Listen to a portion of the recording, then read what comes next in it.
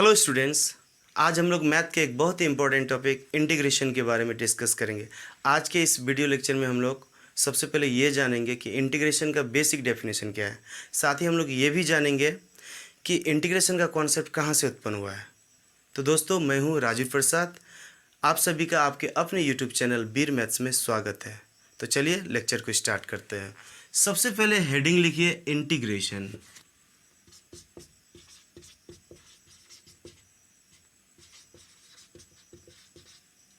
Integration integration का अर्थ होता है समेशन।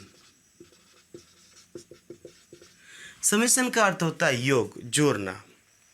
ठीक है, तो हम लोग इसको किस तरह डिफाइन करेंगे, इसका बेसिक डेफिनेशन क्या होगा। किसी भी चीज़ के छोटे भागों को जोड़ने की प्रक्रिया को इंटीग्रेशन कहते हैं। ठीक है, जब हम किसी भी चीज़ के छोटे छोटे भागों को जोड़ देते हैं तो हमें पुनः वो चीज़ मिल जाता है। ठीक है, तो छोटे छोटे भागों को जोड़ने की प्रक्रिया को ही क्या कहेंगे, इंटीग्रेशन। तो आइए डेफिनेशन लिखिए। It is the process of adding the small parts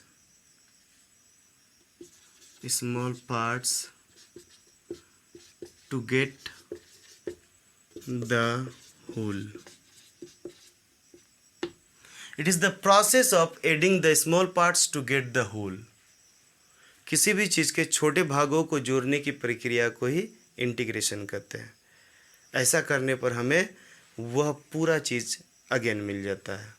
तो आइए इसको बेटर तरीके से समझने के लिए हम लोग कुछ एग्जाम्पल्स लेते हैं। जैसे इंटीग्रल dx हमने लिया। देखो, इंटीग्रेशन को दर्शाने के लिए हम लोग इस सिंबल का यूज़ करते हैं। इस सिंबल को एक्चुअली हम लोग कहते हैं इंटीग्रल साइन। इसको हम लोग इंटीग्रल साइन कहेंगे। तो actually integral sign represents integration.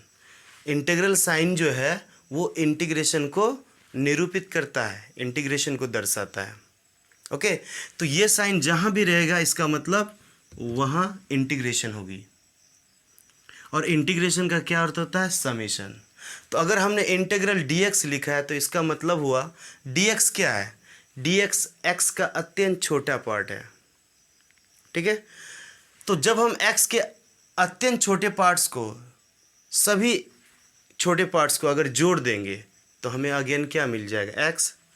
इसी चीज़ को हम लोग ऐसे दिखा सकते हैं। इंटीग्रल dx का मतलब है dx प्लस dx यानी x के जितने भी छोटे पार्ट्स हैं सभी को जोड़ देना है।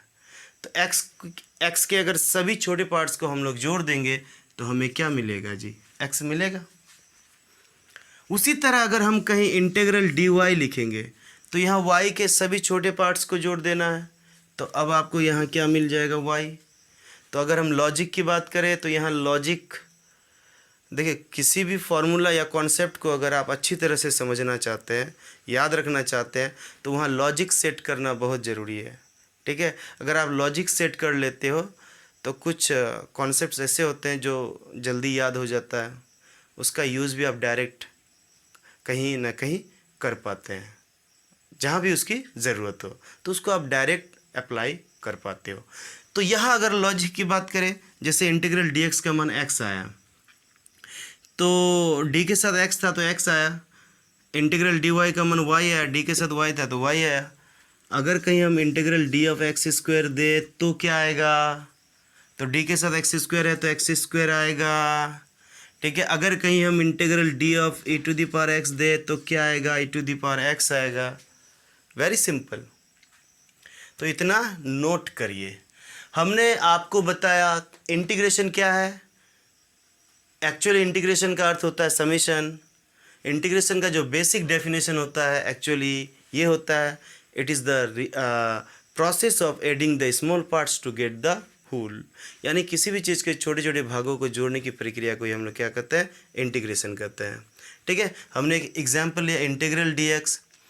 इसको कहेंगे हम लोग इंटीग्रल साइन। इंटीग्रल का और इंटीग्रल साइन का एक्चुअली जो एक्चुअली है इंटीग्रेशन को दर्शाता है। ठीक है, तो कहीं अगर इंटीग्रल dx लिखा हुआ है तो इसका मतलब x के सभी छोटे पार्ट्स यानी dx जितने भी dx पार्ट है x का सबको जोड़ देना है। फिर जब हम x के सभी छोटे पार्ट्स को जोड़ देंगे तो हमें अगेन क्या मिलेगा, x। तो उसी तरह इंटीग्रल dy का मान y आ जाएगा, इंटीग्रल dx स्क्वायर का मान x स्क्वायर। चलिए इतना लिखिए।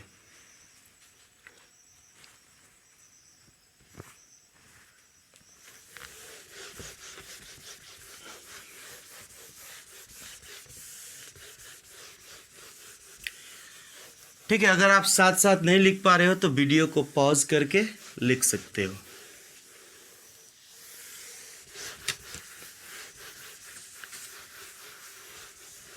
चलिए कुछ और एग्जांपल्स लेते हैं। अगर integral d of x square minus 5 ये अगर रहे तो इसका क्या मान आएगा, तो d के साथ ये पूरा चीज़ है तो यही आएगा इसका मान। अब integral d of 10x minus 3 तो इसका क्या मान आएगा, 10x माइनस 3 डी के साथ ये पूरा है तो पूरा आएगा। वहीं अगर integral d of sine x दे तो इसका क्या मान आएगा, ऑब्वियसली साइन x। अगर इंटीग्रल कॉस x से dx दे इसका क्या मान आएगा। देखिए ये एक्चुअली आगे हम लोग इसको फॉर्मूला के रूप में पढ़ेंगे, तो अभी हम लोग उस फॉर्मूले की बात नहीं कर रहे हैं, इसको तो याद रखना है हम लोग को डायरेक्टली। हम लोग यहाँ जो इंटीग्रेशन का बेसिक डेफिनेशन हमने सीखा उसके आधार पर इसका मान ज्ञात करना है। तो इसका मान ज्ञात करने के लिए आपको थोड़ा सा डिफरेंशिएशन का हेल्प लेना है। अब आपको ये पता लगाना है कि किस ट्रिगोनोमेट्रिक फंक्शन का डेरिवेटिव cos x होता है। तो हम लोग जानते हैं sin x का डेरिवेटिव क्या होता है जी, cos x। तो अगर dx को हम उधर भेज दें तो ये बन जाएगा d of sin x cos x dx। Okay, तो cos x dx के बदले अब आप क्या लिख सकते हो, d ऑफ sin x। तो इंटीग्रल cos x dx के बदले हम लोग लिख देंगे d ऑफ sin x। तो अब तो पता चल रहा है d के साथ sin x है तो इसका मान sin x आएगा।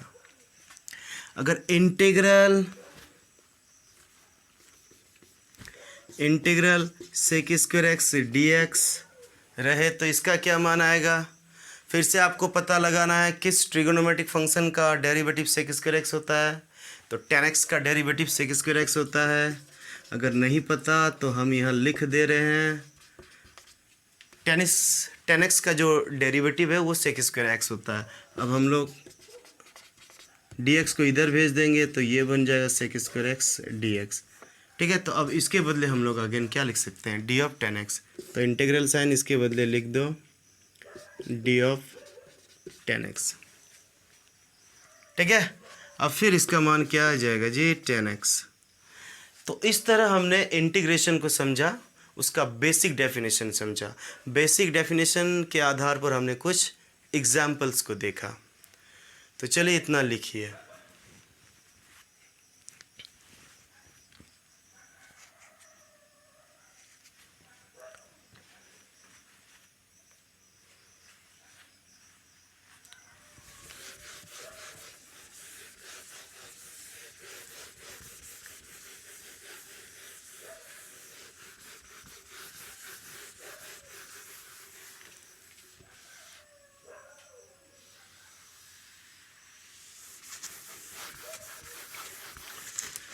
चलिए हम लोग का नेक्स्ट पॉइंट है origin of concept of integration.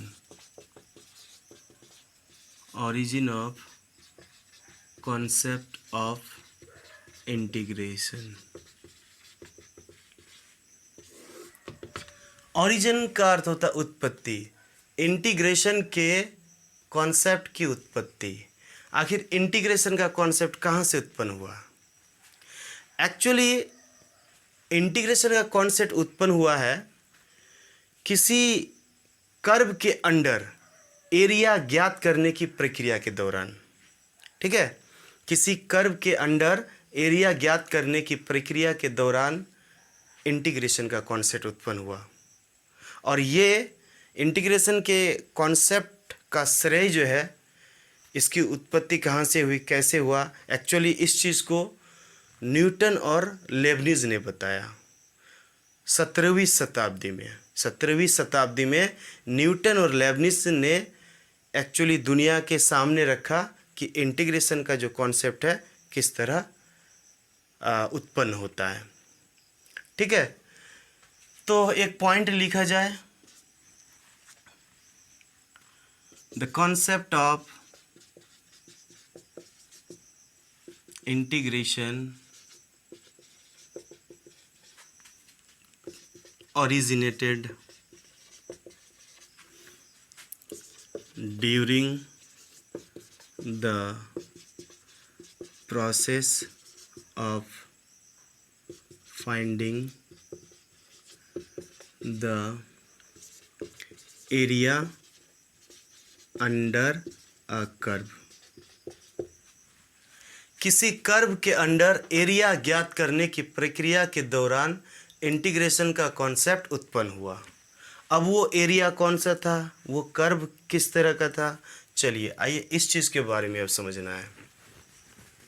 तो इंटीग्रेशन का कॉन्सेप्ट जो है किसी कर्व के अंडर एरिया ज्ञात करने की प्रक्रिया के दौरान हुआ।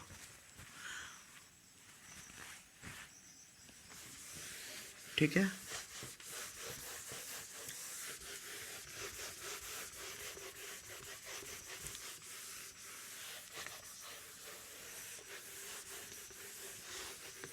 चलिए तो इस चीज़ को समझने के लिए आइए पहले एक्स वाई तल लेते हैं। ये है हमारा X Y plane, this is X axis, this is Y axis and this one origin. मान लेते हैं ये कर्व है y equal to F X. यहाँ दो लाइन लेते हैं, एक x इक्वल टू ए लेते हैं, दूसरा लाइन लेते हैं x इक्वल टू बी। ठीक है, तो इस एरिया को किस तरह निकाला जाएगा, इसको किस तरह निकालेंगे इस एरिया को। तो उस समय मैथमेटिशियन के सामने ये एक बहुत बड़ा चुनौती था, बहुत बड़ा समस्या था कि इस तरह के एरियाज़ को हम किस तरह निकालेंगे। क्योंकि ये जो लाइन देख रहे हो ये तो मुड़ा हुआ लाइन है, अगर ये स्ट्रेट होता इसके पैरेलल तब तो वो तो आयत होता और आयत का क्षेत्रफल L/B होता है, बट ये आयत है नहीं। तो इस तरह के एरियाज़ को हम लोग किस तरह निकालेंगे। तो इस तरह के एरियाज़ को निकालने के लिए उन्होंने क्या किया कि पूरे एरिया को स्मॉल स्ट्रिप में बांट दिया। चलिए ये एक लेते हैं पहला स्ट्रिप,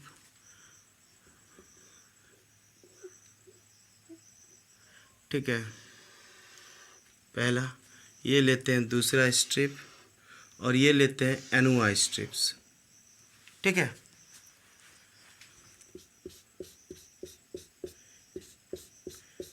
इस तरह के एरियाज़ को निकालने के लिए, ठीक है, उन्होंने कौन, मैथमेटिशियन ने, न्यूटन और लेबनिज ने इस पूरे एरिया को इस तरह स्मॉल स्ट्रिप्स में बांट दिया। ठीक है, और प्रत्येक स्ट्रिप्स को उन्होंने आयताकार शेप दिया। अगर इसको हम आयताकार शेप दें, इसको भी आयताकार शेप देते हैं, इसको भी आयताकार शेप देते हैं। ठीक है, तो ये जो इस स्ट्रिप का विड्थ है, स्ट्रिप हम लोग कहते हैं। देखो स्ट्रिप का अर्थ होता है पट्टी। तो ये जो है पूरे एरिया से हम इस तरह का क्या एक प्रकार से पट्टी काट रहे हैं, पट्टी। ठीक है, तो इस तरह के चीज़ को हम लोग स्ट्रिप कहेंगे। तो यहाँ हम लोग एक्चुअली आयताकार स्ट्रिप ले रहे हैं। ये हमारा आयताकार स्ट्रिप है। देखो इसको भी हमने आयताकार शेप दिया है, यहाँ से यहाँ तक। इसको भी आयताकार शेप दिया है, यहाँ से यहाँ तक। तो जो इस स्ट्रिप का विड्थ है उसको हम लोग कह देते हैं डेल्टा x1, इस स्ट्रिप का विड्थ को डेल्टा x2 और इस स्ट्रिप के विड्थ को हम लोग डेल्टा xn कह देते हैं। ठीक है, डेल्टा xn। ये जो लेंथ है इसको कह देते हैं y1, इस लेंथ को हम लोग कह देंगे y2, इस लेंथ को कह देते हैं yn, क्योंकि ये हमारा एनुआ स्ट्रिप है। तो ये हमारा पहला स्ट्रिप था। पहला स्ट्रिप के लेंथ को हम लोग y1 और जो विड्थ है डेल्टा x1 दूसरा स्ट्रिप के लेंथ को हम लोग y2, विड्थ को डेल्टा x2, और जो ये लास्ट वाला स्ट्रिप है एनवा स्ट्रिप, इसके लेंथ को हम लोग yn और डेल्टा xn। हमने यहाँ प्रत्येक स्ट्रिप्स को आयताकार शेप दिया है। तो अब अगर हम लोग यहाँ प्रत्येक स्ट्रिप का एरिया निकाल कर जोड़ दे तो हमें अंडर द कर्व एरिया मिल जाएगा, लेकिन यहाँ से जो एरिया का वैल्यू होगा वो एक्यूरेट नहीं होगा, वो अप्रॉक्स वैल्यू होगा, लगभग मान। ठीक है, क्यों होगा लगभग? जब आप इस स्ट्रिप का एरिया लोगे, ठीक है, तो ये जो एक्स्ट्रा पोर्शन है वो भी शामिल हो जाएगा, जबकि उस एरिया को हमें लेना नहीं है, हमें अंडर द कर्व लेना है एरिया। फिर जब आप इस स्ट्रिप का एरिया लोगे तो ये जो पोर्शन है ये मिसिंग हो रहा है, वो शामिल नहीं हो पा रहा है। ठीक है, तो इस स्ट्रिप का जब एरिया लोगे तो इतना पोर्शन मिसिंग हो रहा है। तो यहाँ से अगर आप ये करते हो कि प्रत्येक स्ट्रिप्स का एरिया निकाल कर हम जोड़ देंगे तो अंडर द कर्व एरिया तो आएगा, बट उस एरिया का वैल्यू वो अप्रॉक्स वैल्यू होगा, एक्यूरेट नहीं होगा। चलिए, तो इस स्ट्रिप के एरिया को हम लोग क्या लिख सकते हैं, y1 डेल्टा x1, ये है लेंथ और ये है विड्थ। तो आयत का क्षेत्रफल लंबाई इंटू चौड़ाई होता है, तो ये लंबाई दिस और चौड़ाई ये। अब इसमें जोड़ देते हैं सेकेंड स्ट्रिप के एरिया को, तो ये हो जाएगा y2 डेल्टा x2 प्लस इस तरह सारे स्ट्रिप्स के एरियाज को जोड़ना है, और लास्ट वाले स्ट्रिप का जो एरिया होगा वो हो जाएगा yn डेल्टा xn। ठीक है, तो इसी चीज़ को अब हम लोग यहाँ से क्या होगा, यहाँ से जो एरिया मिलेगा वो उस एरिया का जो वैल्यू होगा वो अप्रॉक्स होगा। ओके, अब इसी एरिया को हम लोग शॉर्ट फॉर्म में क्या लिख सकते हैं, कॉम्पैक्ट फॉर्म में। देखिए, हमने प्रत्येक टर्म का समेशन लिया है, तो मैथ में समेशन को दर्शाने के लिए हम लोग सिग्मा का उपयोग करते हैं। समेशन को दर्शाने के लिए सिग्मा, ये अगर कहीं भी दिख जाए तो इसको हम लोग क्या कहते हैं, सिग्मा। सिग्मा का उपयोग एक्चुअली हम लोग करते हैं समेशन को दर्शाने के लिए। समेशन का अर्थ क्या होता है जी, योग। सिग्मा का उपयोग हम लोग योग को दर्शाने के लिए करते हैं। और एक सिग्मा होता है जिसको आपने फिजिक्स में पढ़ा होगा, ये छोटी सिग्मा है, वो बड़ी सिग्मा। तो हम समेशन, ये जो प्लस में चीज़ समेशन में है, तो समेशन को दर्शाने के लिए हम लोग सिग्मा का उपयोग करेंगे। ठीक है, इन प्लस साइन सब के बदले में। अब देखिए, हर टर्म में क्या देख पा रहे हैं, y है डेल्टा x है, y है डेल्टा x है, y है डेल्टा x है, तो आप भी यहाँ y और डेल्टा x लगा दो। अब इस टर्म की बात करें तो y के साथ 1 है, तो यहाँ भी 1, यहाँ 2 है, 2 n, तो इसका मतलब अगर हम यहाँ i देंगे तो यहाँ भी क्या होगा, i। अब i क्यों दिए इसको भी समझिए। देखो, i जो आया एक्चुअली 1, 2, n इस सब की जगह आया है, तो i का मान कहाँ से कहाँ तक होना चाहिए, 1 से n तक। तो i का मान एक्चुअली 1 से कहाँ तक जाएगा, n तक। जब i का आप अलग अलग यहाँ मान रखोगे, ठीक है, तो आपको ये सारे जो टर्म्स हैं मिल जाएंगे। जैसे i का मान 1 रखोगे, यहाँ 1 यहाँ 1, तो ये मिल जाएगा। 2 रखोगे तो ये मिल जाएगा। 3 रखोगे तो आगे वाला, लास्ट वाला n रखोगे तो ये मिल जाएगा। ठीक है, तो एक्चुअली ये जो चीज़ है ये इसी चीज़ को शो कर रहा है। तो यहाँ से जो आपको अंडर द कर्व एरिया मिलेगा वो उस एरिया का वैल्यू जो है वो अप्रॉक्स वैल्यू होगा। ठीक है, अप्रॉक्स वैल्यू क्यों, क्योंकि जैसे हम फर्स्ट स्ट्रिप का एरिया की बात करें तो फर्स्ट स्ट्रिप का एरिया में ये एक्स्ट्रा पोर्शन भी शामिल है। सेकेंड स्ट्रिप का एरिया में ये जो पोर्शन है मिसिंग है, तो ये पोर्शन भी तो अंडर द कर्व था, तो इसको तो हमको लेना था, बट यहाँ मिसिंग है, तो इसीलिए यहाँ से जो एरिया मिलेगा, एरिया का वैल्यू अप्रॉक्स वैल्यू होगा। ठीक है, यानी उसमें कुछ ना कुछ एरर्स होंगे। अब अगर हमें एक्यूरेट एरिया लेना हो, लगभग एक्यूरेट, यानी ये जो अप्रॉक्सीमेशन वैल्यू वो बेटर होना चाहिए, मतलब एरर कम होना चाहिए, मोर एक्यूरेट होना चाहिए। तो अब हम लोग क्या करेंगे, अंडर द कर्व अगर एरिया, यहाँ से तो हमें जो एरिया का वैल्यू अप्रॉक्स मिलेगा उसमें एरर्स होंगे। अगर हमको एरिया का वैल्यू एक्यूरेट लेना है तो इसके लिए क्या करेंगे, तो ये जो आपने विड्थ का साइज़ है बड़ा रखा है, तो विड्थ का साइज़ क्या करो, बहुत छोटा कर दो, इतना छोटा कि विड्थ का साइज़ लगभग 0 पॉइंट समथिंग टाइप का हो जाए। ठीक है, विड्थ का साइज़ बड़ा नहीं रखना है, बहुत छोटा रखना है। जब आप विड्थ का साइज़ छोटा लोगे तब जो प्रत्येक स्ट्रिप्स का एरिया है वो आपको प्रत्येक स्ट्रिप्स का एरिया में ना ही कोई एक्स्ट्रा पोर्शन आएगा और ना ही कोई पोर्शन मिसिंग होगा। जैसे इस स्ट्रिप का एरिया में एक्स्ट्रा एरिया ऐड हो रहा था, यहाँ कुछ मिसिंग हो रहा था। तो जब आप बहुत छोटा साइज का स्ट्रिप्स लोगे, ठीक है, तो उसमें एक्स्ट्रा पोर्शन आने का या एक्स्ट्रा एरिया जुड़ने का या कुछ एरिया मिसिंग होने का संभावना क्या हो जाएगी, कम हो जाएगी। ओके, चलिए इस चीज़ को हम लोग रफली ऐसे भी समझ सकते हैं, इधर हम अलग से बता रहे हैं आपको। जैसे x है, y है, ओरिजिन है, ये कर्व है y equal to F X. जैसे ये a है और ये b है। अगर स्ट्रिप का साइज हम बहुत छोटा ले, बड़ा ना लेके, ठीक है, इतना छोटा, इससे भी छोटा दिखा सकते हैं आप, बट यहाँ जितना पॉसिबल है हम उतना दिखा रहे हैं। तो अगर हम बहुत छोटा साइज़ का स्ट्रिप लेंगे तो इस स्ट्रिप का जब एरिया लोगे आप, ये तो लगभग आयत ही है, ये तो लगभग आयताकार ही है। तो जब इस स्ट्रिप का एरिया लोगे तो ना ही इसमें एक्स्ट्रा पोर्शन जुड़ रहा है, ना ही कुछ पोर्शन मिसिंग हो रहा है। ठीक है, तो छोटा स्ट्रिप्स अगर हम ले, पूरे एरिया को अगर छोटे छोटे स्ट्रिप्स में बांट दे, यानी ऐसा स्ट्रिप जिसका विड्थ बहुत कम हो, अत्यंत छोटा 0 पॉइंट समथिंग टाइप का, तब ऐसी स्थिति में प्रत्येक स्ट्रिप्स के एरियाज़ को जब हम जोड़ देंगे तब हमको रिक्वायर्ड एरिया क्या मिलेगा, मोर एक्यूरेट मिलेगा, वो ज़्यादा सही मिलेगा। ठीक है, तो स्ट्रिप का साइज छोटा करने का मतलब हुआ कि आप जो है स्ट्रिप्स की संख्या क्या ले रहे हो, अनंत ले रहे हो।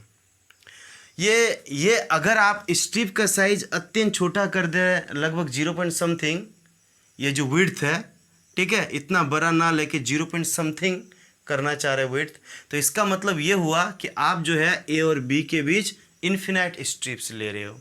तो जब हम ए और बी के बीच इन्फिनाइट स्ट्रिप्स लेंगे, अनंत स्ट्रिप, तो स्ट्रिप का जो विड्थ है ऑटोमेटिकली क्या हो जाएगा, बहुत छोटा हो जाएगा। ओके, फिर वहाँ से प्रत्येक स्ट्रिप्स के एरियाज़ को जोड़ देंगे तो हमें जो है अंडर द कर्व एरिया का मान वो अधिक एक्यूरेट मिलेगा। ओके, तो रिक्वायर्ड एरिया हम लोग यहाँ से लिख सकते हैं। रिक्वायर्ड एरिया क्या आ जाएगा, हमको ए और बी के बीच इन्फिनाइट स्ट्रिप्स लेना है और प्रत्येक स्ट्रिप्स के एरियाज़ को जोड़ देना है। तो हम इसी का हेल्प ले सकते हैं, जैसे इसका हेल्प से चीज़ को दिखा सकते हैं। कैसे, आइए देखिए। यहाँ आपको एक्चुअली n स्ट्रिप्स का एरियाज़ का समेशन है। एक्चुअली यहाँ क्या है, n स्ट्रिप्स के एरियाज़ का समेशन है। तो हमें n का मान क्या दिखाना है, इन्फिनाइट की ओर अप्रोच कराना है, स्ट्रिप्स की संख्या इन्फिनाइट लेना है। तो n का मान इन्फिनाइट की ओर अप्रोच कराने के लिए आपको लिमिट का हेल्प लेना पड़ेगा। तो हम लोग अब यहाँ लिमिट लेंगे, limit n approaching to infinity. ठीक है, तो एक्चुअली ये एक्सप्रेशन हमें अब क्या शो कर रहा है, ये हमें शो कर रहा है कि a और b के बीच हमने इन्फिनाइट स्ट्रिप्स लिया है और प्रत्येक स्ट्रिप्स के एरियाज़ को जोड़ दिया, यानी प्रत्येक स्ट्रिप्स के एरियाज़ का हमने समेशन लिया है। तो यहीं से इंटीग्रेशन का कॉन्सेप्ट उत्पन्न होता है। इसी चीज़ को अब न्यूटन और लेबनिज ने किस तरह दिखाया, ये सिग्मा के बदले इंटीग्रल साइन का उपयोग किया, वाई आई के बदले वाई, और डेल्टा एक्स, चूँकि डेल्टा एक्स क्या हो जाएगा, बहुत छोटा, स्ट्रिप्स की संख्या आप इन्फिनाइट ले रहे हो, तो डेल्टा एक्स के बदले डी एक्स आ जाएगा। तो वाई डी एक्स का मतलब हुआ ये जो छोटा स्ट्रिप्स आप ले रहे हो ए और बी के बीच, छोटा स्ट्रिप, इसका एरिया हुआ वाई डी एक्स। इसको वाई कह देंगे लेंथ को और इस चौड़ाई को डी एक्स। ठीक है, तो ये एक स्मॉल स्ट्रिप्स का एरिया हुआ। और इंटीग्रल का मतलब हुआ कि जितने भी इस तरह के स्ट्रिप्स होंगे सबका समेशन लेना है। तो कहाँ से कहाँ तक लेना है? ए से बी तक। तो इसी चीज़ को हम लोग इस तरह भी दिखा सकते हैं। ओके, तो यहीं से आपका इंटीग्रेशन का कॉन्सेप्ट आया। तो एक्चुअली ये जो चीज़ है हमें क्या शो कर रहा है कि ए और बी के बीच जो स्मॉल साइज के स्ट्रिप्स होंगे उन सब के एरियाज का समेशन दर्शा रहा है। तो बस आज का क्लास यहीं तक। नेक्स्ट क्लास हम लोग आगे की चीज़ों का स्टडी करेंगे। इतना नोट कर लीजिए।